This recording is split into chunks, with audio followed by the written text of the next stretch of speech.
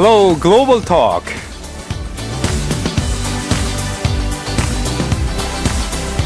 It's oink in English. What is it in Korean? 꿀꿀. 꿀꿀.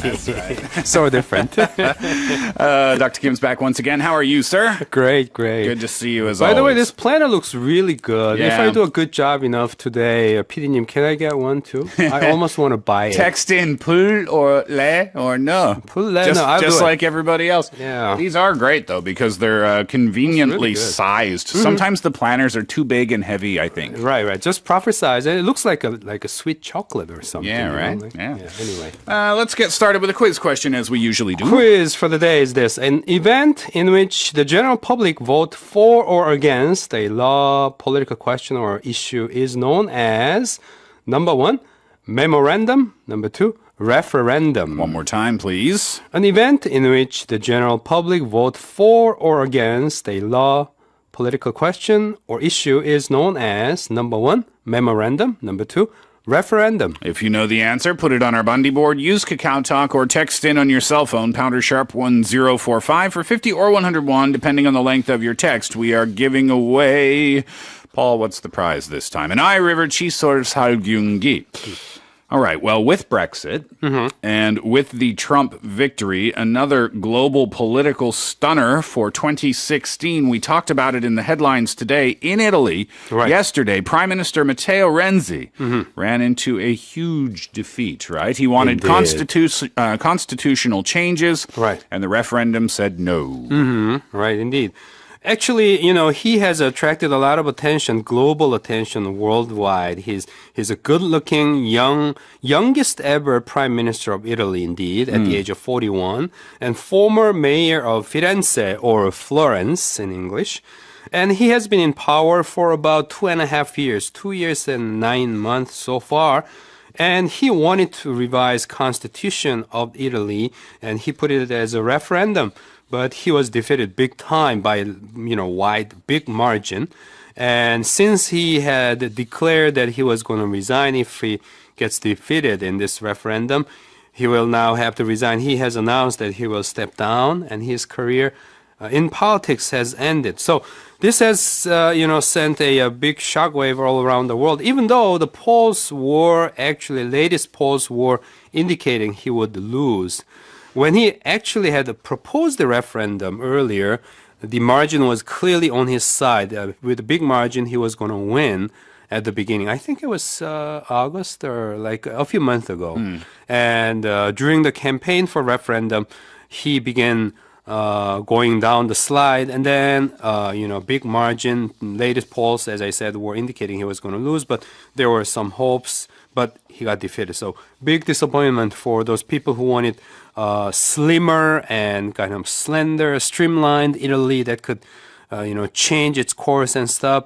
They were big time in big disappointment. So what did he have in mind then when he was talking about changes? What he's proposed was, first of all, kind of slimming down the overall legislature. They have, in my recollection, about 900 legislatures in both chambers, upper house and lower house. He wanted to radically reduce the number of upper house people and making upper house as a sort of a more reference body or consultative body. So far, the system that they have had is a bicameral system, two chambers, upper house, lower house, voting on these laws and stuff twice. And this system was put in place after Mussolini in order to prevent dictatorship. But what we ended up seeing was Italian politics going nowhere because the legislature is so big, they had to vote twice on any kind of changes. So it became a politics of gridlock, basically. Italy could not make up its mind. And that's what Renzi wanted to change, slim down the legislature. And together with that also, he believed the decentralization of power they have what's called regions, big regions. Okay. And then under each region, they would have provinces. And he wanted to reduce provinces and then give the power of decision making up to the central government. So he really wanted to kind of really streamlined, kind of like faster moving political decision making system. But he ended up failing it. Well, it sounds like, on the surface at least, that these were changes that were meant to help the country. So Right. why was he defeated, I wonder? His critical mistake was to make this as a national referendum and announcing that he would resign if he did, if he lose. Yeah, I'm not a politician and I'm not a political expert, but I often wonder why politicians make that promise. It's kind of like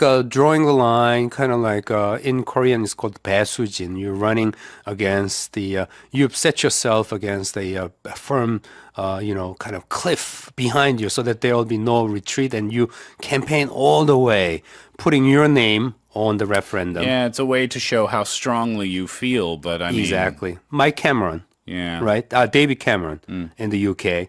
And in Korea, we had a similar case in the city of Seoul and stuff like that. Yeah, the lunch program, I believe. Right, exactly. Yeah, And yeah. so it became, the original issue was referendum on constitutional revision, but it became kind of a vote of confidence on Renzi in terms of what he has delivered for the last 2 years and 9 months. And young Anglo-Italian voters voted against his performance. Renzi has emphasized that he has delivered considerable improvement of the economy and so on. However, young people were not happy enough. Basically, in Italy, the youth unemployment is over 40%. Oh, wow. And these angry young Italians were just not happy with their prime minister. It's not necessarily for them to make any statement here, but they said, we don't like what's in place, and we don't like you, and you're not performing enough. Okay, but just to play devil's advocate, though, that seems like a childish response because the economy was not the issue here. Right, The issue was streamlining the government. Right, exactly. And that's how, the failure that Renzi made during the campaign. And so...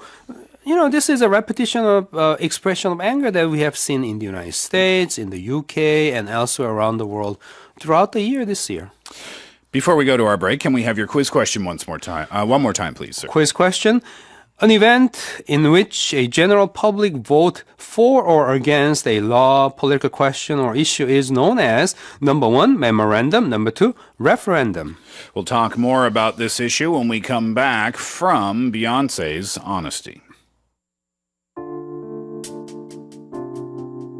We're talking about Italian Prime Minister Matteo Renzi's decision to step down following his defeat through a national referendum.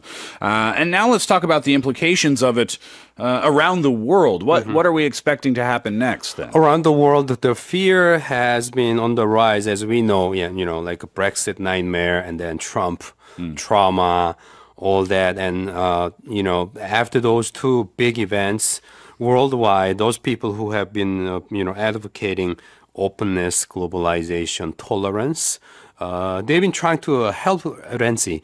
For instance, Obama invited him to the White House to give him Obama's last kind of like a state dinner as a foreign dignitary or visitor, giving him high profile, kind of like highlight, offering him kind of global status in a way to persuade the Italian people to vote for him.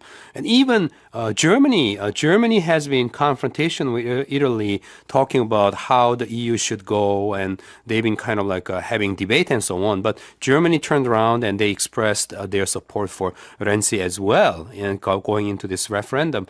But now they face this big defeat. So overall, what analysts are saying is throughout this year, what we have been seeing is kind of transition from the advocacy of efficiency, openness, and tolerance to more of the new world as it begins, as we open, new year, the world of anger and extremism and then confrontation in a way. So they're hoping that we can do something about it.